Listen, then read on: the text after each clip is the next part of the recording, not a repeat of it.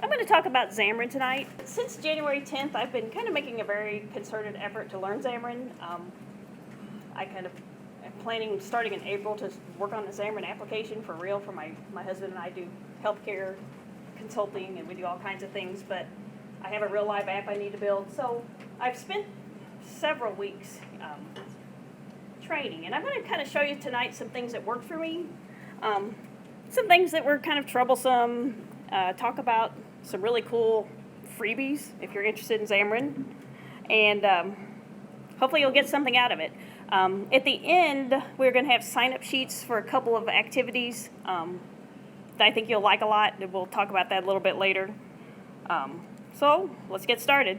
Denise Tinsley, you know, I've been around town for a long time, 10 years, but I've been doing .NET since 2001. So I've worked in financial industries, manufacturing, but a lot of healthcare, of course, being in Nashville. And right now I'm kind of doing my own thing with my husband. We've both worked in healthcare for a long time and kind of got tired of sitting in the cubes, so we wanted to be out in the wild, causing some trouble. So that's what we're doing right now. One of the things I'm really big into is teaching people, and because when you teach, you learn, and that's why I'm here. I'm also a Coder Dojo mentor. If you want to look up that Coder Dojo Foundation, if you have kids or know if you would want to help with it, it's a really cool thing. It's free clubs for kids where you teach them about programming, technology, all kinds of things. It's a really good time. This image is just my Coder Dojo kids having fun, because we don't just talk about programming. We talk about anything that's cool related to technology. So it could be robotics one day, or just everything. Last time I met, I showed them Trello, which they thought was pretty cool. I do some things with Nash Micro, not as much as I'd like to. I've been too busy, but this is my son, doing some soldering. And that's me on, if you want to email me, there's my email. So that's a little bit about me. Why are you here? I'm assuming there's a big interest in Xamarin. Also assuming most people have some C# or .NET experience, or they're interested, or you could even be a business person, kind of going, what's a Xamarin? There's ways to make phone apps. Why would I care about Xamarin? So what in the world is Xamarin? Of course, we all need more tools in our toolbox. Last time Gaines talked, he talked about data science, and that's kind of a new tool in his toolbox, and how it is a little bit out there. It's not happening yet, but it's coming down the pike, and I feel the same thing with Xamarin. It's not happening quite yet in Nashville, but I don't know why it won't be in a couple years. So why not ramp up now? And I'm actually have a need for it within the next month. So more tools to your toolbox. That's good. And the new skills equals money. As developers, we kind of have to decide which technologies we want to pursue. Sometimes there's just too many, we can't keep up. And there's some I just shelf because I'm like, it's not in my immediate future that I'm going to work on it. And things change so fast, I'm just going to ignore it. So anyway, Xamarin I see is one that I really wanted to pay attention to. My first kind of interest became in Xamarin was when I went to a .NET Users Group last July, and Chris was presenting kind of a pretty simple Hello World app, but the really neat takeaway I got from it was, this is stuff I already not all of it, but I kind of know how to do a whole lot of it. There's C# code, there's a solution, there's projects, there's shared code, and his app he could deploy to Android or iOS. And I thought that was pretty cool. And so I wanted to learn more. I don't know if this stat is still valuable, but 57% of developers have never built a mobile app. Has anybody built a mobile app for production? So we have a few. And what about just tutorials and exercises? Okay, that's good.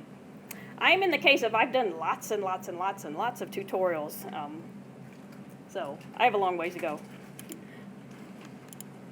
Kind of the current state, there's three main ways to build mobile apps. You got the silo, which is pretty current now, where you have a stack of Objective-C or Swift for iOS, and for Android you're going to have Java, and you have a kind of a hybrid or another way of doing it with things like Ionic and Appcelerator, Cordova. So they use a lot of different language that kind of get turned into an application, a phone application. And then there's Xamarin. So that's a new thing. Microsoft purchased Xamarin, I believe it's March of 2006. I can't remember the exact date. So it's been around for a while. It's not actually a new thing. It's just kind of been pulled into the Microsoft fold and kind of really souped up. It's kind of like an old sleeper car that got turned to a hot rod. Prior to Xamarin, as I mentioned, you kind of got the silos. So I guess you can kind of see why that would be kind of hard to maintain. And I know I've always been asked by many people, and how many people have been asked by friends, like, can you build me a mobile app? Well, I figured it'd be more. Because I get asked that a lot. And when the stack looked like this, I was like, well, I don't know Objective-C, I don't know Xcode, I don't know Java. I know C# though. So that really wasn't for me. And there's no shared code. You may have multiple teams, so you're going to have a team for iOS, team for Android, how they keep everything in sync, how they testing. There's just a million reasons why it was kind of difficult. I'm not saying it's not doable, but kind of difficult and expensive. This is the example of things that you get rid of your stack, and that's the good thing with things like Ionic and or your stacks, things like Ionic, Cordova, and things like that. But it's not quite a native API. It has limited things it can do, can be slower, and they say poor user experience, but that kind of depends on really what you're trying to build. That's a little bit of opinion. Neat thing about Xamarin, that this is kind of what I saw when I saw Chris's presentation, is there's shared code. And I know C# code. I've done it since 2001, so that was pretty cool to me. So I think I could finally start building some mobile apps. 100% native API access, high performance. There are stats that showing how fast it runs, and it's slightly slower than Xcode, and that may be a Chris question, but not a whole lot. It's real close. So Xamarin is not just like C# or a project. It's actually a whole platform where you can develop, you can test, and you can do check insights, which is like what's going on when your app's running in the wild. Is there some kind of memory leak or what's going on? And hopefully that gives you a chance to fix something before your users complain about it. So it is a whole platform. This is Xamarin Test Cloud, where you can actually test your app, and this looks like Trello. I've tried to see, but I believe Trello does use it, yeah. But you can test your app on, I forgot what they say, 1,500 real devices. So this is, it's not virtual like emulators or things like that, which kind of work, but, you can't really trust that. So if you're a .NET developer, this looks very familiar. This is a solution. Inside the solution, you see various projects, one for Droid, iOS, Windows. There's not a lot of Windows phones, but the universal Windows platform is actually interesting, and I think it's going to grow in the future. We'll let Chris talk about that. There's shared code. So that would be things like, business logic, data access, maybe classes that represent entities, all kinds of things, just shared things. And of course, test projects. And here they have UI tests and unit tests. So it doesn't look real foreign to you. The best thing about it is you get to use the skills you already have. So this example is just a test method. It's expecting 20 quotes from some kind of service, and if it gets 20 quotes, a count of 20, test pass. Second line of code is just your kind of simple link statement. So if you program in .NET, you do link pretty much every single day. So another example is in some Xamarin code, and this is you have a link to a project called Dev Days speakers, and this is kind of a little bit of code out of it, and I actually did this last night just as practice. But it's just making an API call, and so it's getting a JSON result and adding it to a list. Another thing I like about Xamarin is anybody who knows me knows I love IoT and devices and Apple Watches and Android Wear. Actually, I have that at home too. So you can make not just things for mobile, you can make things for the Windows App Store, Android Wear, like I said, Apple Watch, iPads, tablets, and I believe Apple TV. Yeah. Yeah. Sure. Yeah. Also, like Samsung devices, that's pretty new as of November. Any Tizen Nice. devices. So, and all the emulators for all these various devices are available in Visual Studio. So, since Nashville's a healthcare town, I just decided to bring up a case study related to McKesson, and then my husband actually works for McKesson. But in this case, in the orange, and at the bottom it says they shared between 90 and 95% of the code, so they had a shared code base, which is, of course, as we know, that makes it for better testability, and the team can work on the same code. You know, that's a lot of good things. So that's just one example. There are many other companies that use Xamarin. I don't have a listing of them, but there is. This is after I went to Chris's presentation. One of the first things I did was, talk to my friend Google and ask them, how I can learn some Xamarin. So one of the first things I found was this, call it weather app. And it's also an example is out there that you can find very easily. But in this case, you enter a zip code in the app, hit the Get Weather button, and it returns the current weather conditions for that zip code. In this case, I think I put in Brentwood. This was several days ago, so weather was different. So the neat thing I liked about this is, if you guys have worked in Microsoft or with Microsoft for a long time, even in a little over a year ago, the documentation was really horrible. You just couldn't figure out anything, and you always had to go to Stack Overflow and all over the place. Not the case anymore. Now it's really good. I know I sound like I work for them, but I don't. But this particular tutorial will show you, kind of give you a link and show you how to get your machine set up, because that's a total exercise in itself that will keep you busy for a week or two. And you'll think you have it, and you'll get an update to the SDK, and it's all broken again. But it helps you with that. And it also has step-by-step instructions for completing this tutorial. So it's really good. So I recommend you do the sample weather app. And I have links to all this. I'll send this out to you soon. Some of these things I've already talked about, but I want to make sure I didn't leave anything out. We talked about cross-platform native apps. There's Xamarin Studio for the Mac. So you can create Xamarin apps on the Mac, which is one thing that Matt's going to show you tonight. Visual Studio on Windows works, and I think is it 2012 up or 2013 and up?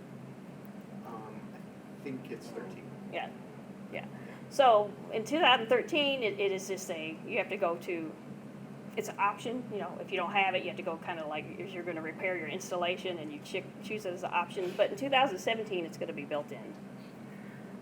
So you use Visual Studio on Windows. You're a .NET developer. You're in what you like already. You can have your resharper, and you can have everything the way you like it. So you use the stuff you already know.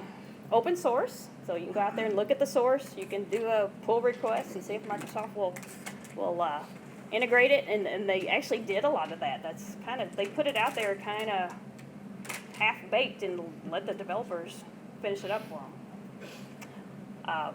Your source code can be open on both the Mac and PC. So if you have a solution, and your friend you're programming with has a Mac and you have a PC, you don't have to fight it out anymore.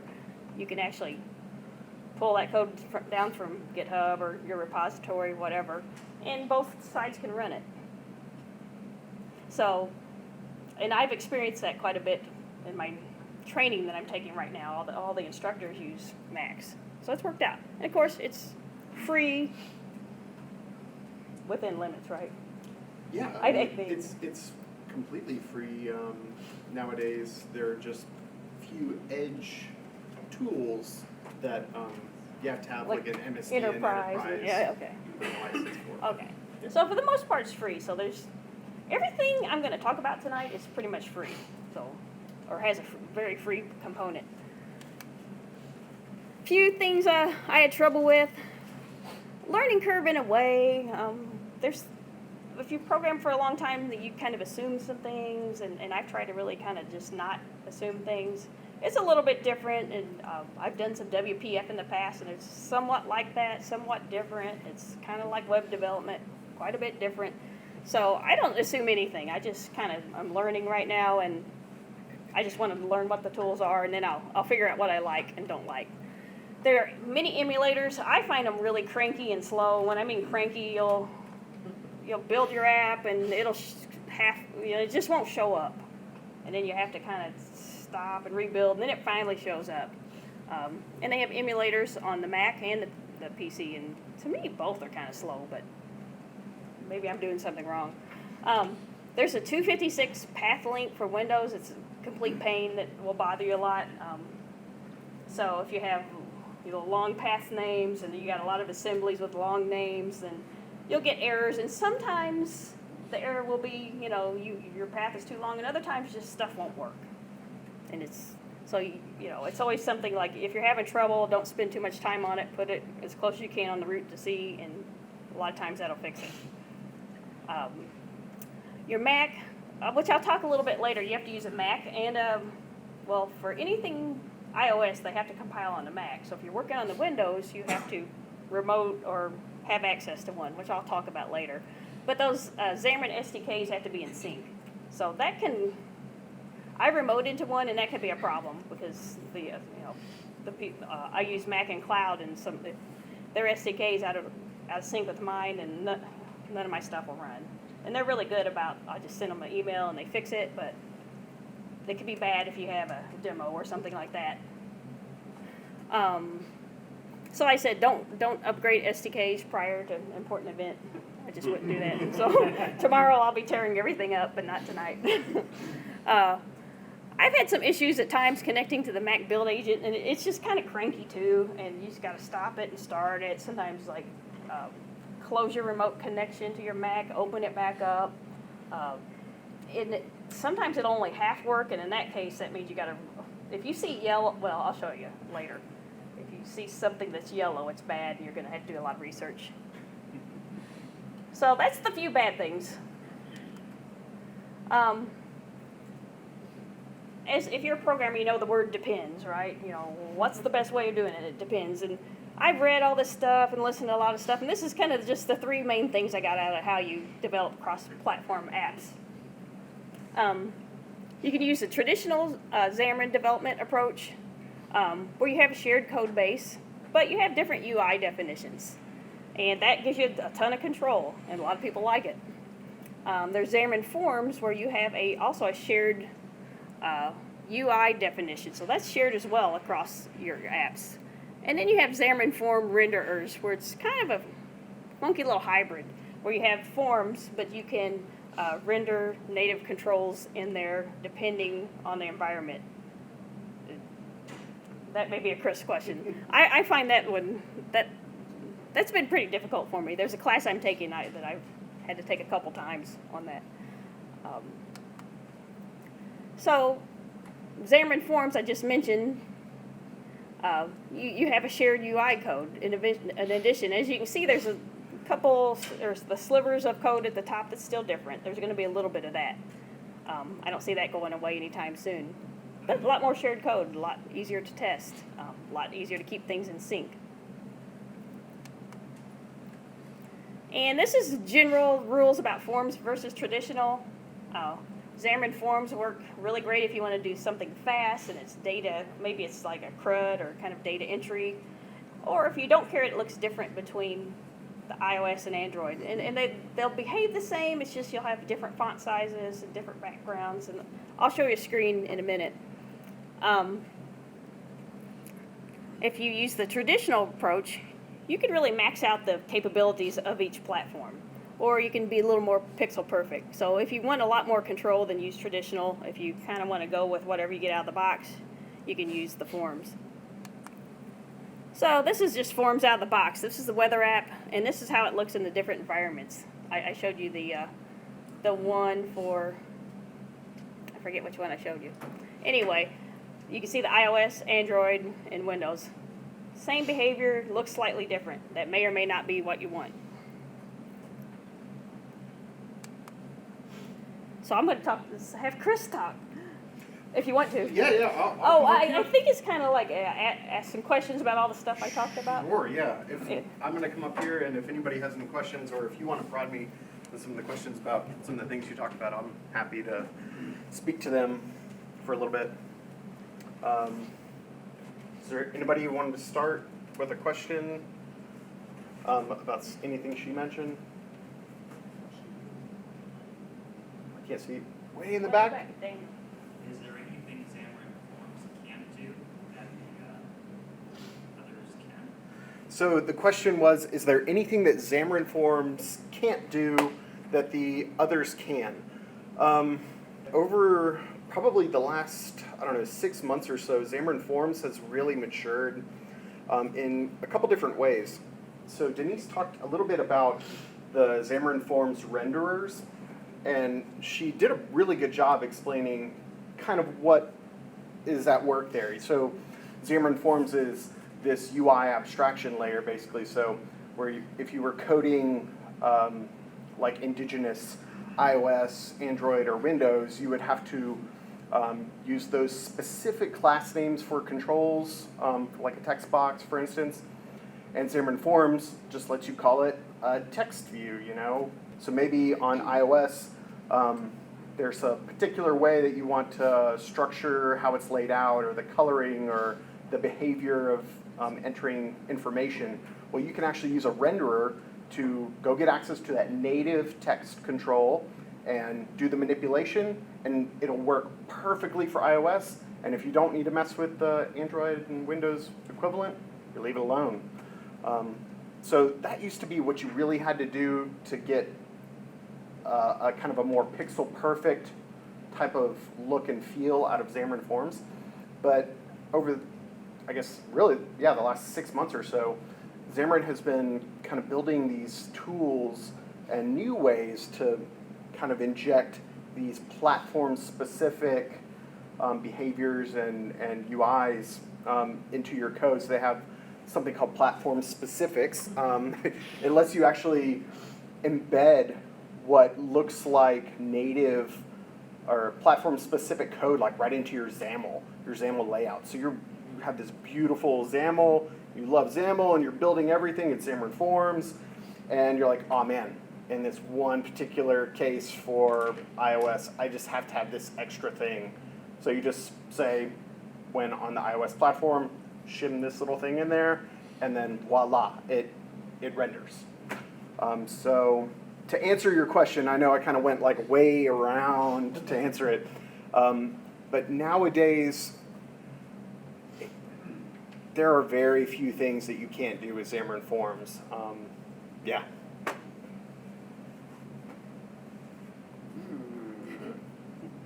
Yeah. Any challenges when you have to access device-specific functionality, like GPS, motion sensors, and things like that? Challenges in what kind of way? That maybe might work in one but not the other. So if you're using the kind of the Xamarin Classic approach, which was one of the approaches that Denise talked about, absolutely not, because you're basically building an app the exact same way you would have built an app using Objective-C or Swift or Java or whatever .NET language you want to use for Windows. You're building it exactly the same way, just using C# or F#. So the APIs, the method names, they're almost like verbatim, just cased differently. So you have access to everything in the classic approach. Now with Xamarin Forms, because there's that UI abstraction and you're trying to get access to something that's device specific, you have to worry about, well, maybe on iOS, the method name is this to get to some GPS functionality. On Android, it's something very different. So how do you marry those together? Well, it used to be you'd have to write your own kind of utilities, basically, to kind of abstract that. but the community has actually done a really great job over the years building plugins. And really now it's just you pull in a NuGet package that's, you know, for whatever kind of functionality that you need that's shared for Xamarin Forms, and it just works. It abstracts it for you. People have already done it, and it generally just works. Like network connectivity is a really good example of that. That's something that I use in pretty much every Xamarin Forms app I have, because, you know, from phones you have access to Wi-Fi and then cellular and then various versions of, you know, data networks, and you just need your app to work across those things. So the connectivity plugin helps take care of all that across all platforms. So we use Xamarin every day. I mean, that's how our mobile apps are built. And we actually have part of our CI, just whenever we're ready to have a new build, it just does the building bits, and we just connect up to the App Store, Google Play Store, and Apple's iTunes Connect. And just, here you go, here's the next one, it queues it up. Really easy. Yeah. Maybe I saw one more? Yes, sir. How you doing? Good, how are you? Good. Are there any native features that Xamarin can't get, like Excel offer, for instance, or anything like the device has that be able to get using Swim or Android Studio? Yeah, so the question was, I think it was similar to one up front, is there anything that a Xamarin app can't get access to as far as like a device-specific sensor or something like that, that maybe you would have access to using a native programming language for the platform? And yeah, again, the answer is nope. Anything that you can get access to using the native tooling or the indigenous tooling, you have access to using Xamarin, both in Xamarin Forms and Classic. Yeah. That's actually a concern that a lot of people have, because a lot of the tooling and a lot of the other mobile app building suites, the story isn't necessarily the same. Do you still have to compile the iOS app on the iOS device before you submit it to the store? Yeah, the question was, I think if I'm understanding it correctly, do you have to compile like an iOS app, does it have to be built on Apple hardware before submitting it? And that answer is yes. And Denise covered that a little bit earlier. So if you're wanting to build mobile apps with Xamarin, if you have a PC, you absolutely can run and execute, you know, Android apps and Windows UWP apps or whatever the case, really simply right from your machine without having to do anything else. But if you want to get that extra little bit, the iOS applications or the Mac applications or Apple TV or whatever the case, you have to have your code built on Apple hardware. You have to. And there are a lot of ways to do it. You don't have to necessarily have like a Mac laptop or something like that. You can use something like Mac in Cloud, a hosted service. You can borrow your buddy's Mac that's on the same network and just use it as a build host. There are a lot of different ways, so yeah. That's a good question. I think we have one more. Yeah. I got a question. Yes, sir. In your mind, why do you think, and we talked about this before, why do you think the adoption rate is still, like, why is it just in your opinion, this is Yeah. obviously. Yeah, so the question was, in my opinion, why is Xamarin adoption, especially here in Nashville, why isn't it as, I guess, high as some of the other options available? And I really think that's because in Nashville, it's a lot of healthcare, right? And traditionally, healthcare organizations, they just move a little bit slower than probably where Xamarin is the best fit. And in places that move much faster than most other organizations, a lot of them are using JavaScript frameworks. It's like super fast prototyping. Like, we had to have this product sold last week we don't have time to worry about anything else. So just because JavaScript is so prolific, it's easy to use any of the web JavaScript, frameworks or stacks just to put together an app really quickly. So I think the problem is Xamarin is kind of right there in the middle, and the Nashville market right now, it's kind of on its way, but it's not there yet. Yep. I don't want to hog all the time, so I'm going to turn it back over, but Thank you.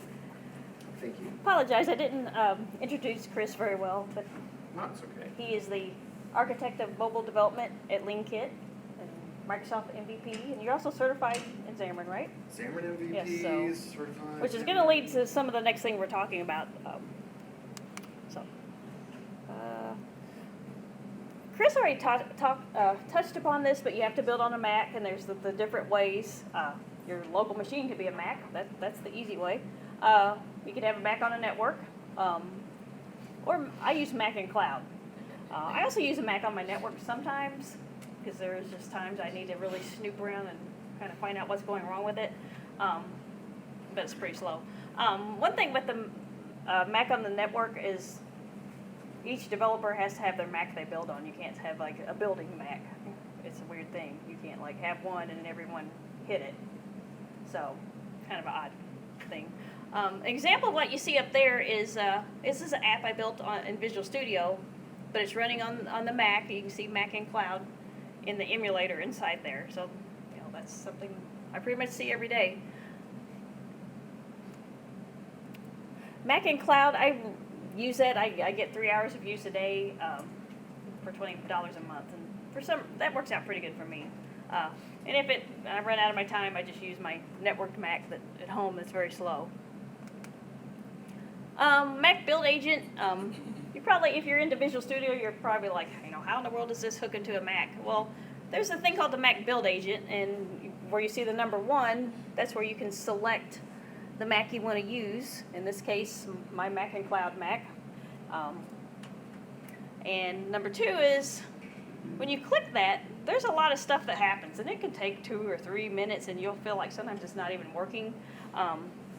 So there's ways you can kind of check what's going on. I don't think I'll show you that right now, but down where you can see that your build succeeded, down at the bottom of Visual Studio, there's all kinds of things you can see. But one of the options is select Xamarin, and it'll kind of show you that it's trying to connect to the host, it's connecting, it's doing this, it's doing that. At least you know you're going the right direction. So, don't get impatient if it takes a couple minutes sometimes. So if you see, as the image shows, if you see green on this, you're all good. If you see yellow, that's probably bad. It means you're going to lose a day or so because there's something going wrong. And it's not usually the Mac. Usually it's something to do with some conflicts with your SDKs and all kinds of weird things that you'll have to Google. So you'll have to really dig into, in Visual Studio, and I can't remember where it's at, but there's a place you could dig deep down into error logs, and you'll have to go to that and start Googling those error logs. And I had one I spent like 2 days on, and I finally found the answer on a Xamarin forum. And there was just a little fix I had to do. It's a conflict between Azure SDK and Xamarin SDK, just some kind of funky thing, and I had run a EXE and it fixed it, and it's kind of went away. I haven't had to deal with it. But if you see yellow, you know that you're going to have to look at logs, and it's not good. If you see green, you're good to go.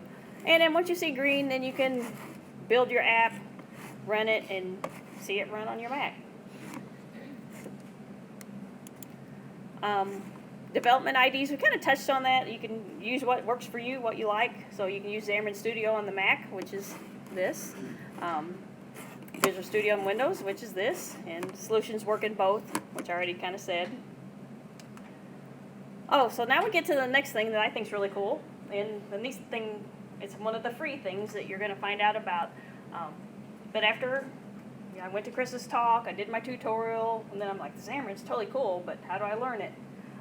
So I visited, went to Google and found Xamarin Dev Days. Last year there was over 1,900 attendees in 6 months, the last 6 months of the year. 100 cities, and they're free. And it's a day-long event where people get together and you get a Xamarin overview, kind of like we're doing today, but in more detail. And then you learn, what's the latest and greatest coming out from Microsoft. And then you get to do a hands-on lab. And the bad thing was they had none in Nashville. So my husband had free Southwest points because he travels a lot, and free motel points. And so I went to a couple. One was Silicon Valley, and it was really fun. The bottom left hand, you see a couple of the instructors. One is Brandon Minnick, if you follow him on Twitter. I mean, he's a really excellent instructor, and he's kind of well respected in Microsoft. And Craig Dunn, he was like a great instructor. He actually took the Xamarin Dev Days hands-on lab that you do in there and went through it line by line and showing us what was going on. And Dev Days are for people who don't have any previous experience, so it's really good. He did a great job. Also, the code for that Xamarin Dev Days, as you can see, that GitHub, and I also have a link to mine. But you can get all the code, all the slides, all the examples, and the hands-on lab. You can go home and do it tonight. I actually did the hands-on lab last night, just kind of for practice. The other picture I have is the security robot in Silicon Valley. I was going to run that, but I don't think I will. But it's kind of cool. I went there and there was a security robot, and I showed up early because I didn't want to miss Xamarin Dev Days. And no one was there, and I didn't know which building to go into, so I was kind of pulling on the door handles, and this robot was following me around. And, and nobody was around. No one. And I was actually kind of scared at first. And it goes and it takes pictures of everyone's license plates. It was pretty weird. So finally I found a phone and called the security officer.